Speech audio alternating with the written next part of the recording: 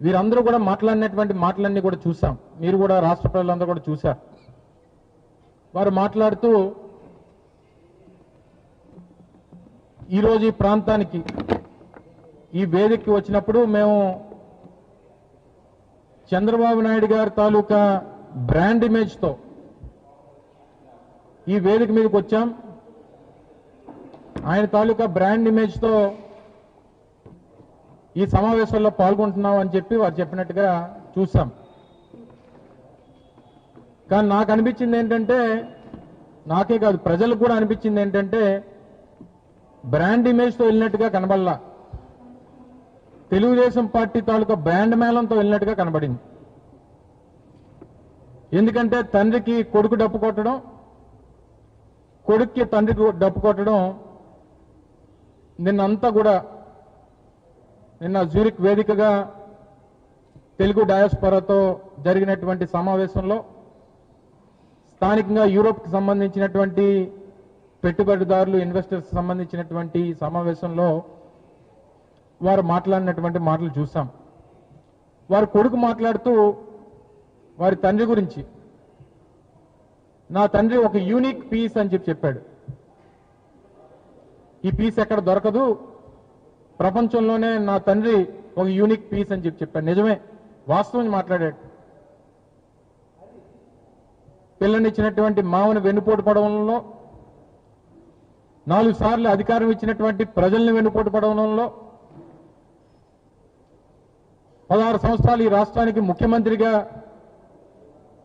ఉండి ఈ రాష్ట్రానికి ఏమీ చేయకుండా ఉన్నటువంటి దాంట్లో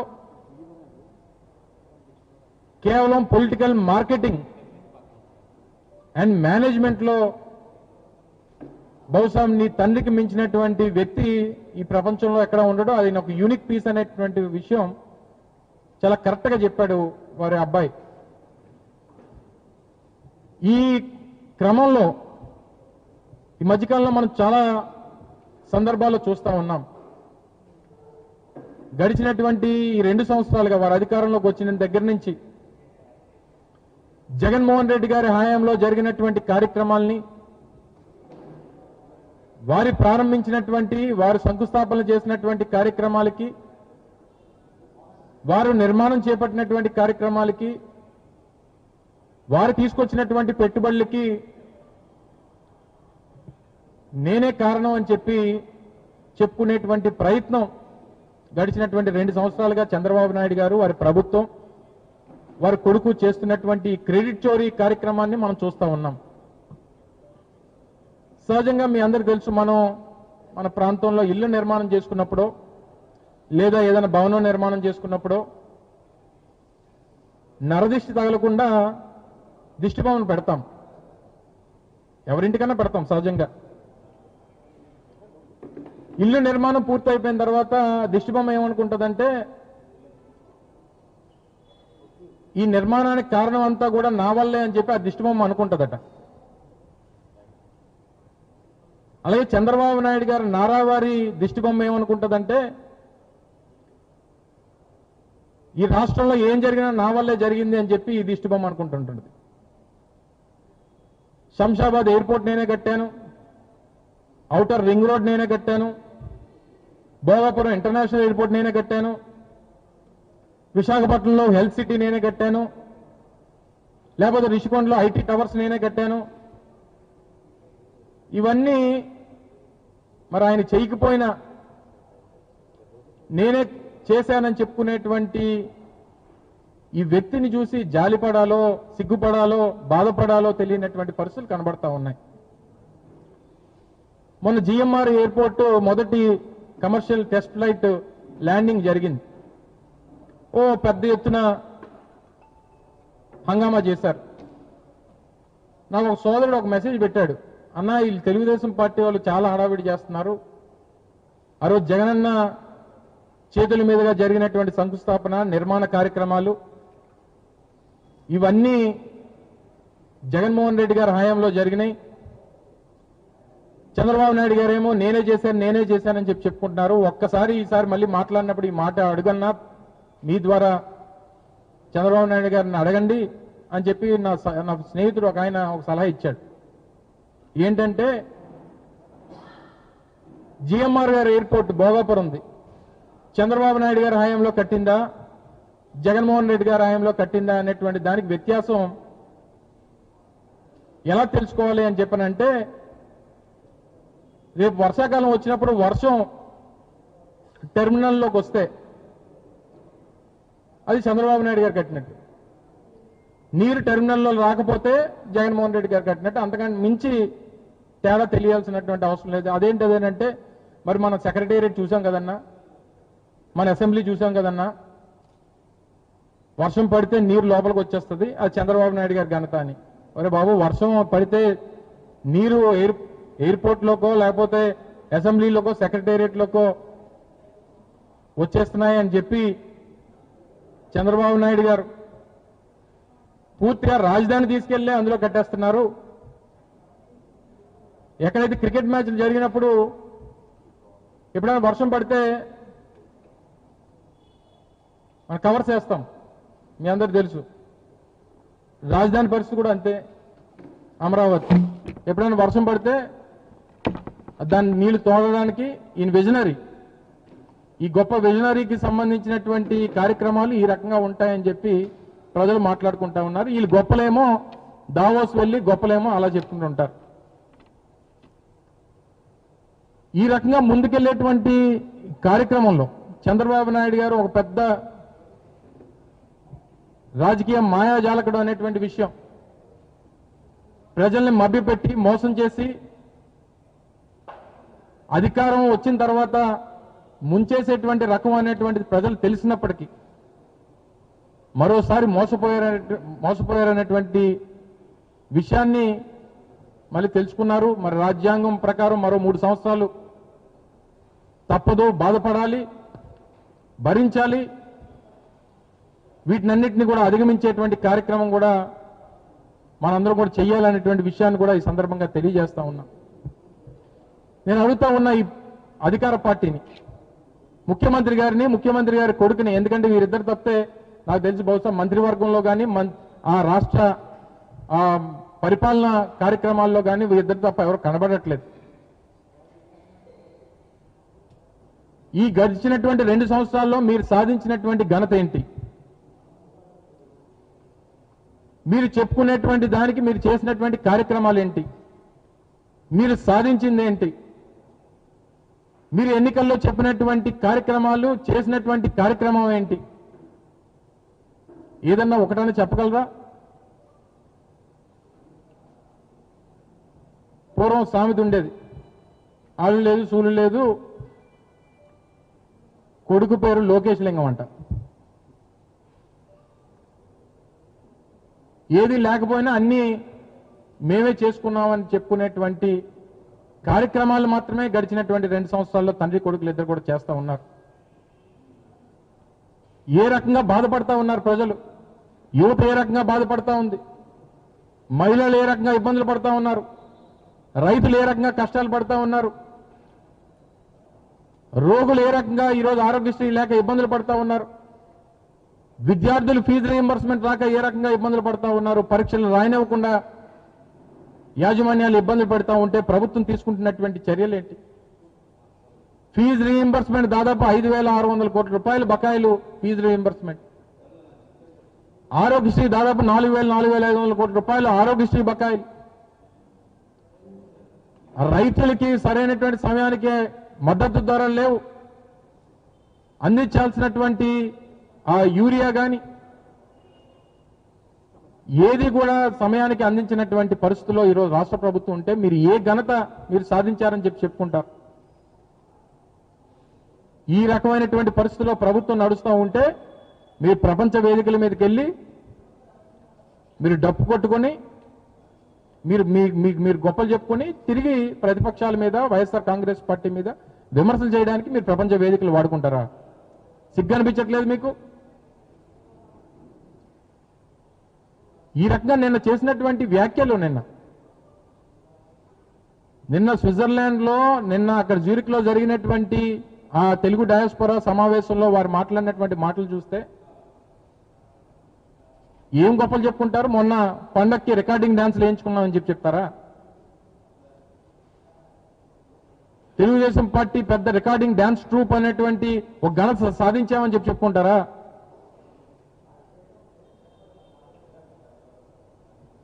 మొన్న గడిచినటువంటి ఒక 15-20 రోజుల క్రితం మహిళల వస్త్రధరణ మీద సంబంధించి కొన్ని కామెంట్స్ కొంతమంది వ్యక్తులు చేస్తే పెద్ద ఎత్తున రాష్ట్ర వ్యాప్తంగా దేశవ్యాప్తంగా చర్చ జరిగితే నిన్న సంక్రాంతిలో ఎంత అన్యాయంగా ఎప్పుడూ లేని విధంగా ఎప్పుడో 30-40 సంవత్సరాల క్రితం జరిగినటువంటి కార్యక్రమాలు మళ్ళీ ఈరోజు ఈ రాష్ట్రానికి తీసుకొని వస్తే మీరు మీడియా కానీ లేకపోతే మిగిలినటువంటి మేధావులు కానీ ఈరోజు రాష్ట్రంలో జరుగుతున్నటువంటి మహిళల పట్ల మహిళల మీద చేసినటువంటి వ్యాఖ్యల పట్ల కనీసం స్పందించకపోతే దాన్ని ఎంకరేజ్ చేస్తూ ఈ ప్రభుత్వం ముందుకొస్తే రాష్ట్రానికి ఉన్నటువంటి బ్రాండ్ ఇమేజ్ ఏంటి అనేటువంటిది మీరు ఏ రకంగా మీరు సమర్థించుకుంటారో ఈ ప్రభుత్వ పెద్దలు చెప్పాలి. వీటన్నిటినీ కూడా పక్కన పెట్టి మళ్ళీ ఆయన కొడుకు చెప్తాడు కష్టం వస్తే చంద్రబాబు కనిపిస్తాడట. చిన్న స్పెల్లింగ్ మిస్టేక్. చంద్రబాబు నాయుడు వస్తే కష్టాలు వస్తాయనేటువంటి చెప్పడం మానేసి కష్టం వస్తే చంద్రబాబు నాయుడు వస్తాడని చెప్పి కొడుకు చెప్తాడు. ఇందాక నేను చెప్పినటువంటి కార్యక్రమాలు ఏ రకంగా అన్ని వర్గాలు ఈరోజు కష్టాల్లో ఉన్నాయి, అన్ని ప్రాంతాల కష్టాల్లో ఉన్నాయి. యువత, నిరుద్యోగ యువత 20 లక్షల మందికి ఉద్యోగాలు అన్నారు 5 సంవత్సరాల్లో. 2 సంవత్సరాలు అయిపోయినాయి. ఎంతమందికి ఇచ్చారు ఉద్యోగాలు? ఒక వైట్ పేపర్ రిలీజ్ చేయండి. ఈ 2 సంవత్సరాల్లో మీరు అధికారంలోకి వచ్చి ఈ 2 సంవత్సరాల్లో ఎంతమందికి ఉద్యోగ అవకాశాలు ఈ రాష్ట్రంలో వచ్చాయి అనేటువంటిది ఒక వైట్ పేపర్ రిలీజ్ చేయమని చెప్పి కోరుతా ఉన్నా, డిమాండ్ చేస్తా ఉన్నా వైఎస్ఆర్ కాంగ్రెస్ పార్టీ తరఫున, ప్రజల తరఫున. ఇంకా మీకున్నది 3 సంవత్సరాలు, 1000 రోజులు మాత్రమే. 1000 రోజుల పోతే మళ్ళీ ఎన్నికలు వస్తాయి. మళ్ళీ 2019 ఫలితాలు మళ్ళీ తిరిగి రాష్ట్రంలో వస్తాయి.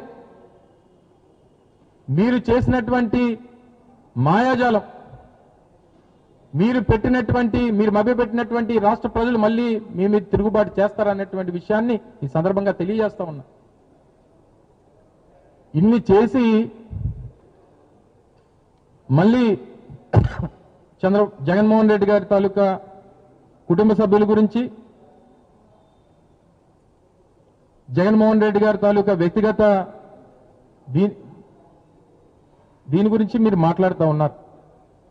చెప్పండి, మీరు నీ కుటుంబం గురించి చెప్పు ఒకసారి. నాకు తెలిసి ఈ సంవత్సరంతో స్వర్గీయ ఎన్టీ రామారావు గారు చనిపోయి 30 సంవత్సరాలు. గతంలో 5 సంవత్సరాలు ఎన్డీఏ కూటమిలో మీ నాన్నే చక్రం తిప్పాడని చెప్పి చెప్పుకుంటావు. గడిచినటువంటి 2 సంవత్సరాలుగా మీ నాన్నే చక్రం తిప్పుతున్నాడు. మరి 30 సంవత్సరాలైనా, ఎన్టీ రామారావు గారు చనిపోయి 30 సంవత్సరాలైనా ప్రతి సంవత్సరం మీరు పెట్టుకునేటువంటి మహానాడులో ఎన్టీ రామారావు గారికి భారతరత్న ఇవ్వాలనేటువంటి ఒక తీర్మానం చేస్తారు తప్ప ఎందుకు ఎన్టీ రామారావు గారికి భారతరత్న తెప్పించుకోలేకపోయారు మీరు? కనీసం ఈ రాష్ట్రంలో ఒక జిల్లాకైనా ఎన్టీ రామారావు గారి పేరు పెట్టాలనేటువంటి ఆలోచన మీకు ఎందుకు రాలేదు ఇప్పటి వరకు? నువ్వు కుటుంబం గురించి, కుటుంబ విలువల గురించి నాకు తెలిసి ఈ మధ్య 2 సంవత్సరాల నుంచి మీరు నారావారిపల్లి వెళ్తున్నట్టుగా చూస్తున్నాను తప్ప ఈ సంవత్సరం మీ మేనత్ గారిని కూడా వేదిక మీద కూర్చోబెట్టినట్టుగా కనబడింది తప్ప ఎప్పుడైనా అంతకు ముందు మీ కుటుంబ సభ్యుల్ని కనీసం నీ హైదరాబాద్ ప్యాలెస్లో, నీ జూబ్లీ హిల్స్ హైదరాబాద్ ప్యాలెస్లో లోకేష్ గారు ఎప్పుడన్నా మీ మేనత్ గారికి ఒక్క మెతికైనా పెట్టావా? వారిని ఎప్పుడన్నా నీ చిన్నాన్న రామూర్తి నాయుడు గారిని గొలుసులతో కట్టేస్తే ఎప్పుడన్నా వారి గురించి ఆలోచన చేశావా? నువ్వు కూడా కుటుంబం గురించి, కుటుంబ విలువల గురించి నువ్వు కూడా మాట్లాడితే దేంతో నవ్వాలో కూడా తెలియనటువంటి పరిస్థితి. మన కింద పెద్ద మచ్చ పెట్టుకొని అందరి మచ్చలు వెతుకుతున్నాడట నీలాంటి వాడు.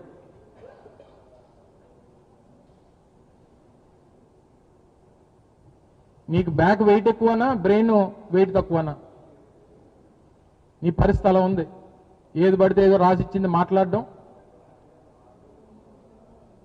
ఏదో చదవడం, అక్కడికి వెళ్ళి రెడ్ బుక్ అంటావు,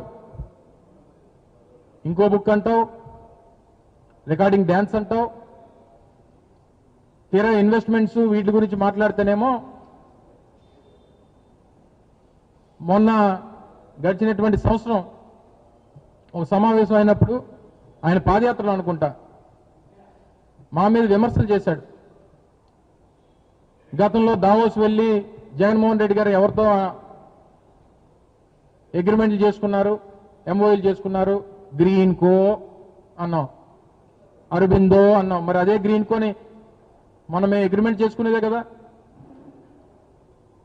2023లో అగ్రిమెంట్ చేసుకున్నటువంటి ఆ గ్రీన్ కోకే కదా మీ తండ్రి గారు మొన్న శంకుస్థాపన చేశారు. రాష్ట్రంలో కొత్తగా మీరు తీసుకొచ్చినటువంటి కొత్త సంస్థ, కొత్త పెట్టుబడి ఈ రాష్ట్రానికి 2 సంవత్సరాలు ఏంటో చెప్పు. ఉచితంగా భూములు ఇచ్చినటువంటి సంస్థలు కాకుండా అత్త సొమ్ము అల్లుడు దానం చేసినట్టు ఏదో రాష్ట్ర ప్రభుత్వం తాలూకా భూముల్ని కస్టోడియన్ గా ఉండాల్సినటువంటి ప్రభుత్వం వారి సొంత భూముల్లాగా నచ్చినటువంటి ధరలకి ఉచితానికి భూములు ఇచ్చినటువంటి ఆ సంస్థలు తప్ప కొత్త సంస్థల పేర్లు చెప్పు. రియల్ ఎస్టేట్ సంస్థలు కాకుండా కొత్తగా తీసుకొచ్చినటువంటి సంస్థల పేర్లు చెప్పు. ఇవన్నీ మానేసి అక్కడికి వెళ్ళి రాష్ట్రం గురించి, రాష్ట్ర అభివృద్ధి గురించి, రాష్ట్రంలో జగన్మోహన్ రెడ్డి గారి హయాంలో నిర్మించినటువంటి పోర్టులు, కొత్తగా ప్రారంభమవుతున్నటువంటి ఇంటర్నేషనల్ ఎయిర్పోర్ట్ కానీ, 3 ఇండస్ట్రియల్ కారిడార్లు కానీ, లేదా ప్రభుత్వం దగ్గర ఉన్నటువంటి ఇండస్ట్రియల్ ల్యాండ్ గురించి కానీ, మనకున్నటువంటి కనెక్టివిటీ గురించి కానీ, మనకున్నటువంటి రిసోర్సెస్ గురించి కానీ, ఇవి అక్కడ మనం మెన్షన్ చేసి వారితో అక్కడ ఉన్నటువంటి నెట్వర్కింగ్ సెషన్స్లో మనం పాల్గొని రాష్ట్రానికి రాబట్టేటువంటి కార్యక్రమం చేయాలి తప్ప వెళ్ళి అక్కడ రాజకీయాలు మాట్లాడడానిక. మీకు ఎంతో దావోస్ వెళ్ళినప్పుడు ఎంత ఖర్చు అవుతుందో తెలుసా? రాష్ట్ర ప్రభుత్వం నుంచి ఒక బృందం దేనికి ఈ తాపత్రయం అంతనా? మొన్న ట్రంప్ గారిది చూసాం. మనం వెనిజులాలో ఒక మచాడో అనేటువంటి ఒక మహిళకి వారికి నోబెల్ ప్రైజ్ వచ్చింది, పీస్ ప్రైజ్. దాన్ని మొన్న ట్రంప్ గారు తీసుకొచ్చి అది ఇవ్వడం. ఈరోజు ప్రపంచంలో ఈ అస్థిరతకు కారణమైనటువంటి డొనాల్డ్ ట్రంప్ ఆవిడ దగ్గర నుంచి ఆ నోబెల్ ప్రైజ్ని అందుకుంటున్నట్టుగా కొన్ని విజువల్ చూసాం. వారు కూడా ప్రకటన చేశారు. నోబెల్ పీస్ ప్రైజ్ వ్యవస్థాపకులు కానీ లేదా సంస్థ కానీ ఏం చెప్పిందంటే అది మేము ఎవరికైతే ఇస్తామో వాళ్ళకే చెందుతుంది తప్ప అది ఎవరికి బదలాయింపులు కానీ వేరెవరికి ఇవ్వడానికి కానీ అవకాశం లేదు అని చెప్పి ఆ సంస్థ చెప్పింది. ఉద్దేశం ఏంటంటే క్రెడిట్ చోరీ చేయడానికి వీల్లేదు అని దాని అర్థం. మేము మచాడో అనేటువంటి మహిళకి వెనిజులాకు సంబంధించి ఈ శాంతి బహుమతి, ఈ నోబెల్ ప్రైజ్ ఇచ్చామని చెప్పారు. అమెరికాకి ట్రంప్ ఎలాగో ఈ ఆంధ్రాకి 2 పంపులు వాళ్ళు తయారైనాయి. ఒక పంపేమో తండ్రి కొడుకు కొడుతుంటాడు, ఇంకో పంపేమో కొడుకు తండ్రి కొడుతుంటాడు. ఈ 2 పంపులు కలిసి నిన్న స్విట్జర్లాండ్లో ఆ పని మీద ఉన్నాయి. నేను ఒకటే అడుగుతా ఉన్నా, మీరు ఇంత గొప్ప, మాకన్నా గొప్ప విజనరీ లేడు. నాకు తెలిసి నా జనరేషన్కి లేదా అక్కడ ఉన్నవారు అందరూ కొంతమంది నాకంటే పెద్దవారు ఉండొచ్చు, కొంతమంది నాకంటే నా వయసు ఉండొచ్చు, చిన్నవాళ్ళు ఉండొచ్చు. బహుశా మన జనరేషన్కి నాకు తెలిసి చాలా మందికి ఒకప్పుడు ఎన్టీ రామారావు గారు గొప్ప నటుడు. తర్వాత చిరంజీవి గారు నా ఫేవరెట్ హీరో కాబట్టి చెప్తున్నా. బహుశా అందరికీ చిరంజీవి గారు ఇష్టం ఉండాలని లేదు, కానీ నాకు తెలిసి నా జనరేషన్లో చిరంజీవి గారు గొప్ప నటుడు, స్వయం కృషితో పైకి వచ్చినటువంటి వాడు. ఎప్పుడన్నా చిరంజీవి గారు నేను తెలుగు ఫిల్మ్ ఇండస్ట్రీలో నేనే గొప్ప నటుడిని అని ఎప్పుడన్నా చెప్పుకోవడం ఎప్పుడైనా చూసామా? పోనీ చిరంజీవి గారిని పక్కన పెడతాం, పోనీ గతంలో ఎన్టీ రామారావు గారు నా అంత గొప్ప నటుడు తెలుగు ఇండస్ట్రీలో లేడు అని చెప్పి ఎప్పుడైనా చెప్పుకోవడం చూసామా? నాకు తెలిసి భారతదేశ క్రికెట్ చరిత్రలో సచిన్ టెండూల్కర్ గారు ఉన్నారు. నాకు తెలిసి ప్రపంచంలోనే అతిపెద్ద ఆ బ్యాట్స్మెన్స్ లో గొప్ప బ్యాట్స్మెన్ అని చెప్పి కీర్తించినటువంటి పరిస్థితులు సర్ బ్రాడ్మ్యాన్ దగ్గర నుంచి ప్రపంచం అంతా కీర్తించింది. ఎప్పుడన్నా సచిన్ టెండూల్కర్ గారు ఈ ప్రపంచంలోనే నేనే దిగ్గజ బ్యాట్స్మెన్ని, నాకన్నా గొప్ప బ్యాట్స్మెన్ లేడు అని చెప్పి ఎప్పుడన్నా చెప్పుకోవడం చూసామా? కానీ మన కర్మ ఏంటంటే నేను విజనరీ అని చెప్పి చెప్పుకునేటువంటి గొప్ప నాయకుడు దొరికాడు మనకి, చంద్రబాబు నాయుడు గారు. ఆయన విజనరీ అని చెప్పి ఎవరన్నారు? ఆయనే అన్నాడు. ఎవరో ఒక ఆయన ప్రెస్ మీట్లో ఇలా 1-to-1 ఇంటర్వ్యూ అవుతుంటే ఆయన అన్నాడు, నాకెవరు ఏం చెప్పక్కర్లేదు, నేను భవిష్యత్తుని ఊహించిస్తాను, నేను భవిష్యత్తుని ఊహించుకొని ఏం జరుగుతుందో చెప్పేస్తాను, నేను విజనరీ అన్నాడు. మన గురించి మన గొప్పతనం గురించి పక్కవాడు చెప్పాలి, లేదా మన నాయకులం అయితే మన ప్రజలు చెప్పాలి. మనం మంచి పనులు చేస్తే మన పనులు మాట్లాడాలి తప్ప మనకు మనం గొప్పలు చెప్పుకునేటువంటి దాంట్లో నేను గొప్ప విజనరీ అని చెప్పుకునేటువంటి వ్యక్తి చంద్రబాబు నాయుడు లాంటి వ్యక్తి మన ఈ రాష్ట్రానికి దొరకడం మన దౌర్భాగ్యం. నిన్న నా మీద కూడా కొన్ని వ్యాఖ్యలు చేశారు. పర్సనల్గా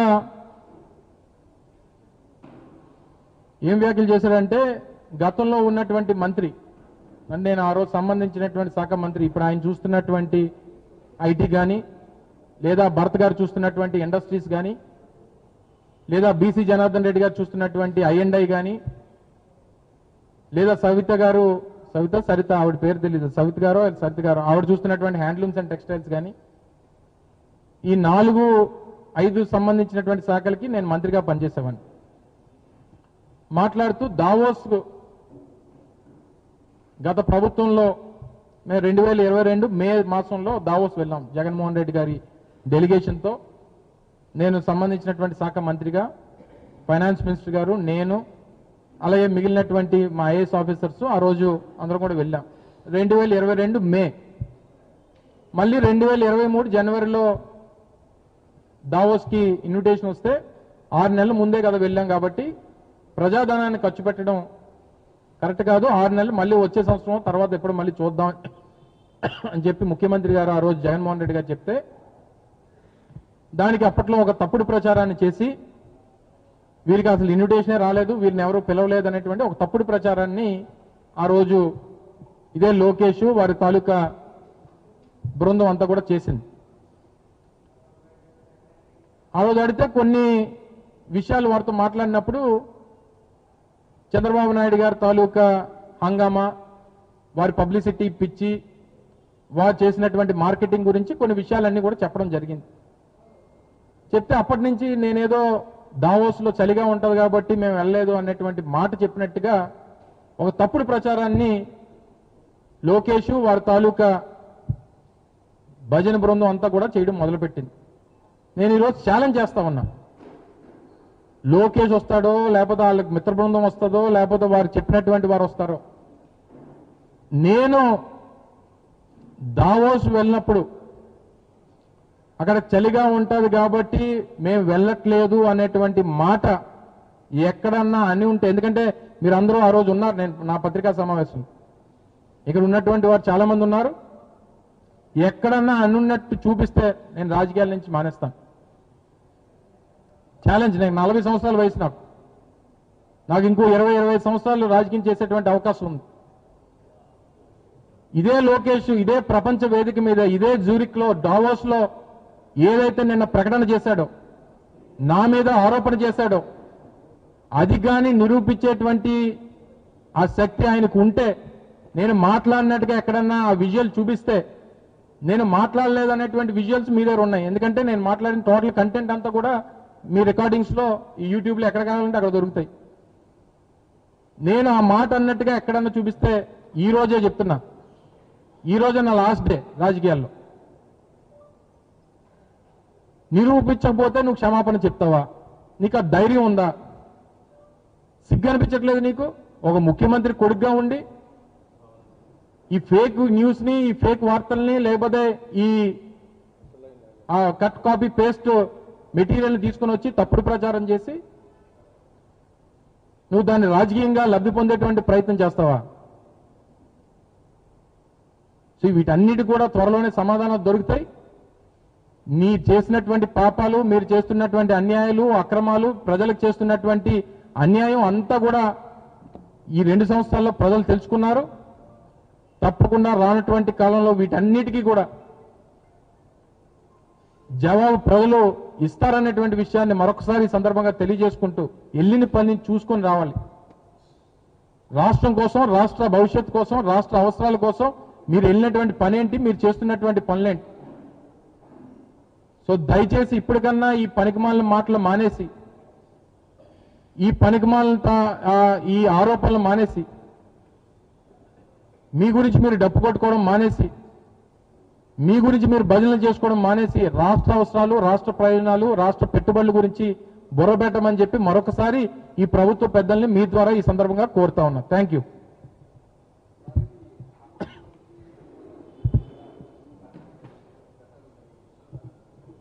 ప్రచారం జరగట్లేదు కదా, జీవో ఇచ్చారు కదా. అదే చెప్తున్నాను కదా, అత్త సొమ్ము అల్లుడు దానం చేసినట్టు వీరికి కావాల్సినటువంటి సంస్థలకి,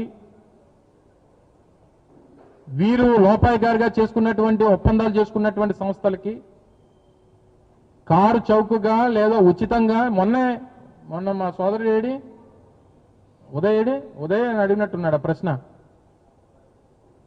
సార్ 99 పైసలకి ఇస్తానంటే మొత్తం 99 పైసలకి ఇస్తాను, ఏం చేస్తావు సార్ అని అడుగుతున్నాడు. అంటే ఎవరి సొమ్ము అది? అదేమి ఈరోజు రాష్ట్ర ప్రభుత్వంలోకి చంద్రబాబు నాయుడు గారు రాష్ట్ర ప్రభుత్వంలో ముఖ్యమంత్రిగా ఉంటే చంద్రబాబు నాయుడు గారికి ఈ రాష్ట్రంలో ఆస్తులన్నీ రాసిచ్చేసినట్టు కాదు, లేదా చంద్రబాబు నాయుడు గారి కొడుక్కి ఆ ఆస్తులన్నీ రాసిచ్చినట్టు కాదు. ఆయన ఎవరికి కావాలంటే వారికి దానం చేసుకోవడానికి. అది రాష్ట్ర ప్రజల తాలూకు సొత్తు, ఈ రాష్ట్రం ఈ పబ్లిక్ ప్రాపర్టీ. అది దానికి కస్టోడియన్గా ఉండాల్సినటువంటి అవసరం ఉంది. ఆ రోజు మేము వచ్చినప్పుడు దాన్ని నిబంధనలకు విరుద్ధంగా ఉందని చెప్పి రద్దు చేస్తే కోర్టు ఏమని ఆదేశించింది? నిబంధనలు ఏ రకంగా ఉంటే ఆ రకంగా దాన్ని అలొకేషన్ చేయండి అని చెప్పించింది. దాన్ని పాటించకుండా మన సొంత సంస్థ కాబట్టి మనం ఇచ్చేస్తామనంటే ఇచ్చేస్తే వాళ్ళు ఇచ్చేస్తారు, మేము వచ్చినప్పుడు మేము ఏం చేయాలి మేము చేస్తాం. అది మేము గతంలో మేము చెప్పాం కదా. ఏదన్నా అది నిబంధనలకు విరుద్ధంగా జరిగింది. ఇప్పుడున్నటువంటి ప్రభుత్వం వారికి కావాల్సినటువంటి సంస్థలకి, వారికి కావాల్సినటువంటి యాజమాన్యాలకి, వారికి ఏ రకంగా కావాలో వారి సొంత ఆస్తుల హెరిటేజ్ ఆస్తులు ఇచ్చి మనం హెరిటేజ్ సంస్థలు ఉన్నాయి కదా, ప్రాపర్టీస్ మా భైవరంలో ఉన్నాయి, కసింకోట దగ్గర ఉన్నాయి, 10 ఎకరాలు 30 ఎకరాలు ఉంది, అక్కడ ఇచ్చిమనండి. ఒక 5 ఎకరాలు 10 ఎకరాలు 100 కోట్ల రూపాయలు విలువైనటువంటి భూములు వాల్యూ ఉన్న దగ్గర మీకు నచ్చినట్టుగా ఇచ్చేస్తానని అంటే సమయం వచ్చినప్పుడు నిర్ణయాలు జరుగుతూ ఉంటాయి.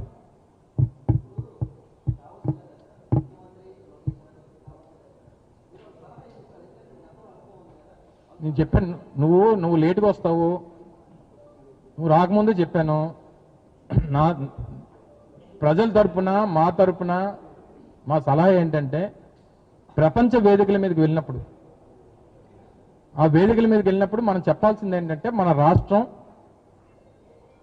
రాష్ట్రంలో ఉన్నటువంటి అవకాశాలు, మన రాష్ట్రంలో ఉన్నటువంటి వనరులు, మన రాష్ట్రంలో ఉన్నటువంటి పాలసీసు, వీటన్నిటినీ కూడా ఆ ప్రపంచ వేదికల మీద మనం ఆ వేదిక మీద మాట్లాడినప్పుడు వాటిని అన్నింటినీ కూడా చెప్పి,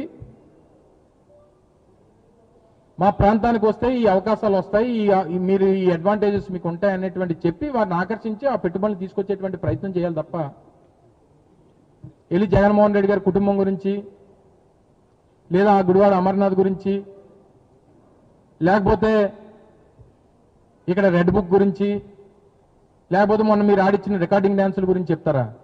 చెప్పండి పోనీ. మీరు ఏది చెప్తే కరెక్ట్ అనిపిస్తే మేము దానికే ఒప్పుకుంటాం.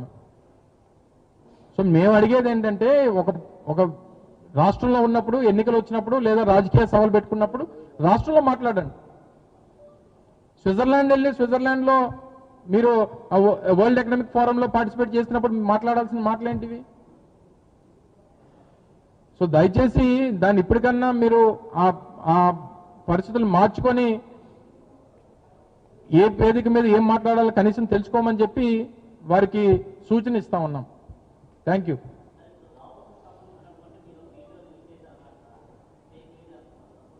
ఫేక్ వీడియో అనట్లేదు, ఫేక్ మాటలు మాట్లాడుతున్నారు. ఆ వీడియో మొత్తం మీరు ప్రదర్శిస్తే, నేను టైం లేదు కానీ మీ అందరికి ప్లే చేసి చూపించేవాడిని. లేదు, వాళ్ళకి ఏ అవసరం లేదు కదా. వాళ్ళ ఇంటెలిజెన్స్ అది అంటే ఆర్టిఫిషియల్ ఇంటెలిజెన్స్. వీళ్ళకి ఏంటంటే ఇంటెలిజెన్స్ ఆర్టిఫిషియల్, ఇది రివర్స్. వీళ్ళు అంటే వీళ్ళకి ఏం లేదు, వీళ్ళకి అంటే కనీసం జ్ఞానం లేనటువంటి వారు. సో అటువంటి వారు ఏది బట్టి మాట్లాడితే దాన్ని పట్టుకొని వెళ్ళి ప్రజల ముందు పెట్టి ప్రజలతో మాట్లాడేటువంటి పరిస్థితి వచ్చారంటే ఎంత అమాయకులో, ఎంత వాళ్ళు ఏమనాలో కూడా తెలియనటువంటి పరిస్థితి. అందుకనే కదా ఛాలెంజ్ చేశాను, చూపించమనండి, ప్రజల ముందు పెట్టమనండి. ప్రజల ముందు పెడితే చెప్తాను కదా, ఈ రోజే నాకు రాజకీయాల్లో ఆఖరి రోజు అని చెప్పాను కదా. ఎందుకంటే పెద్ద ఛాలెంజ్ ఏమి ఉండదు కదా. నేను నాకు 60-65 వచ్చింది అనుకో, వయసు అయిపోయిందిరా బాబు, ఏదైనా మాట్లాడేస్తాను అన్నాను. నాకు 40 సంవత్సరాలు, ఎల్లుండికి 41 వస్తుంది. ఇంకో 20 సంవత్సరాలు రాజకీయం చేయగలను, అంత ఆరోగ్యం అంత బాగుంటే. అంటే 20 సంవత్సరాలు రాజకీయం వదులుకోవడానికి కూడా సిద్ధపడ్డానంటే నా మీద కేవలం తప్పుడు ప్రచారం చేశారు. ఇప్పటికీ ఆ తప్పుడు ప్రచారాన్ని ప్రపంచ వేదికల మీద చేస్తున్నారు అనేటువంటిది మరొకసారి ప్రజల ముందు చెప్పడానికి ఈ ఛాలెంజ్ చేస్తా ఉన్నా. ఛాలెంజ్ రెడీగా ఉన్నా, ఎవరు వస్తారో నేను వెయిట్ చేస్తూ ఉంటాను. థ్యాంక్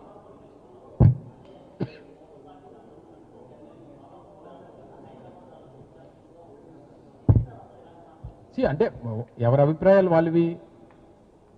మన సిటీ గ్రో అవ్వాలని అంటే దానికి ఇంటర్నేషనల్ కనెక్టివిటీ అనేటువంటిది ఉండాలి విశాఖపట్నానికి. గతంలో విజన్ విశాఖ డాక్యుమెంట్ ఇచ్చినప్పుడు కూడా జగన్మోహన్ రెడ్డి గారు చెప్పడం జరిగింది. So international connectivity. రెండోది ఏంటంటే వైజాగ్ ఇప్పుడు ఉన్నటువంటి ఎయిర్పోర్ట్ డిఫెన్స్ కంట్రోల్లో ఉంది. సో డిఫెన్స్ ఆపరేషన్స్ కానీ, ఫ్లైట్ రాకపోకలు కానీ, ఇవన్నీ కూడా వాళ్ళ అప్రూవల్ లేకుండా మనకి ఇచ్చేటువంటి పరిస్థితులు ఉండవు. కొన్ని టైమింగ్స్ ఉంటాయి. రాత్రి 12 నుంచి ఉదయం 6 వరకు ఫ్లైట్లు రావడానికి వీల్లేదు, లేదా మధ్యాహ్నం 2 నుంచి 5 వరకు వాళ్ళ ఆపరేషన్స్ ఉంటాయి, డిఫెన్స్ ఆపరేషన్స్ ఉంటాయి కాబట్టి అప్పుడు ల్యాండ్ అవ్వడానికి వీల్లేదు. సో కొన్ని రెస్ట్రిక్షన్స్ ఉండడం వల్ల కనెక్టివిటీ అనేటువంటి దెబ్బతింటది. సో ఇంటర్నేషనల్ కనెక్టివిటీ ఎప్పుడైతే పెరుగుతుందో సిటీ తాలూకు గ్రోత్ కూడా పెరుగుతుంది. సో డెఫినెట్గా ఒక ఇంటర్నేషనల్ ఎయిర్పోర్ట్ ఇప్పుడు ఉన్నటువంటి రాష్ట్రంలో విశాఖపట్నం నుంచి ఇంక వేరే ఆప్షన్స్ కూడా లేవు. సో డెఫినెట్గా కొంచెం ఇబ్బంది అనేటువంటి పరిస్థితులు ఉన్నా ఆ కనెక్టివిటీని పెంచాల్సినటువంటి బాధ్యత ప్రభుత్వాల మీద ఉంటాయి. ఆ బాధ్యత వారు తీసుకుంటే బాగుంటుంది తప్ప వారు విమర్శలు చేయడం వల్ల పెద్ద ఉపయోగం లేదనేటువంటి నా అభిప్రాయం. Thank you.